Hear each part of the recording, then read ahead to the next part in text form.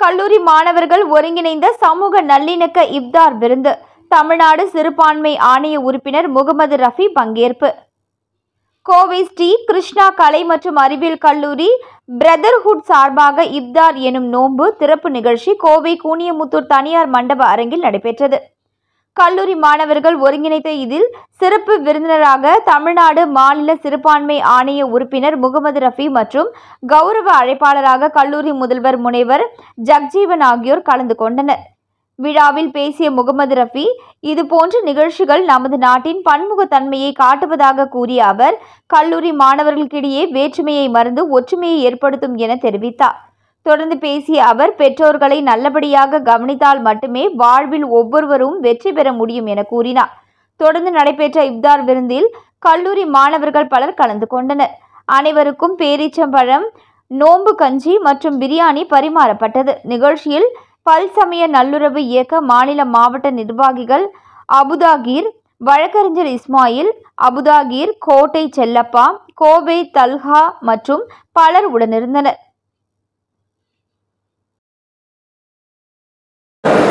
இன்று கோவை குனியமுத்தூரில் தனியார் மண்டபத்தில் arts and science Krishna college மாணவர்கள் தொடர்ந்து 17 ஆண்டு காலமாக தொடர்ந்து சகோதரத்துவத்தோடு அனைத்து மக்களோடு மாணவர்களோடு இணைந்து ஒரு மத நல்லிணக்க ஒரு நோன்பு துறப்பு நிகழ்ச்சியை நடத்தியிருந்தார்கள்.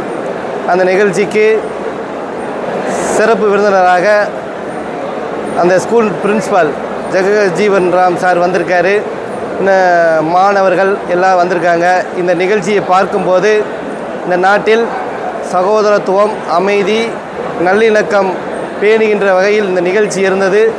இந்த நாட்டில் இன்றைய தேவையை இந்த மாணவர்கள், கிருஷ்ணா கல்லூரி மாணவர்கள் பூர்த்தி செய்திருக்கிறார்கள்.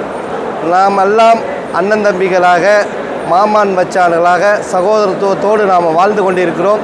இதில் எந்த ஒரு பிரிவினையும் ஏற்பட்டு விடக்கூடாது. நம்ம நாட்டுக்காக வாழ வேண்டும், தமிழ்நாட்டுக்காக வாழ வேண்டும், இந்திய தேசத்திற்காக வாழ வேண்டும் என்று இந்த மாணவர்கள் இந்த விழா இனியும் தொடர்ந்து இந்த எல்லா கல்லூரி மாணவர்களும் இணைந்து இந்த சகோதரத்துவத்தோடு அனைத்து மத பண்டிகைகளையும் கொண்டாட வேண்டும். தீபாவளி, பொங்கல், கிறிஸ்மஸ், ரம்ஜான் இந்த மாதிரி எல்லா நிகழ்ச்சிகளை கொண்டாடி மக்களிடத்திலே, மாணவரிடத்திலே சகோதரத்துவத்தை அவர்களிடத்தை உயர்த்தி பிடிக்க வேண்டும் என்று இந்த நேரத்தில் அவருக்கு நன்றியையும் பாராட்டையும் அந்த மாணவர்களுக்கு தெரிவித்துக் கொள்கிறேன்.